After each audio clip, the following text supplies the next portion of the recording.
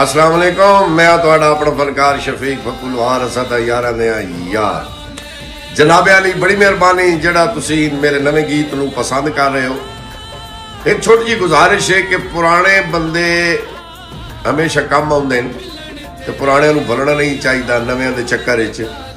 ते बराए मेहरबानी जिस तरीके नाल भप्पू प्रोडक्शन चैनल नूं यूट्यूब चैनल नूं तुसां सबसक्राइब कीता, उस तरीके नाल शफीक भप्पू ऑफिशियल चैनल जिस तो ये मेरा गीत रिलीज़ होया इसनूं ज़्यादा तो ज़्यादा सबसक्राइब करो।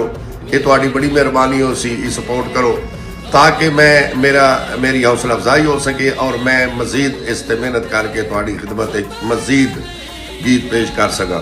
इस गीत दे भी अच्छे अच्छे कमेंट दो और शेयर करो, बड़ी मेहरबानी।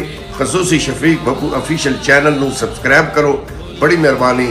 अल्लाह दे हवाले।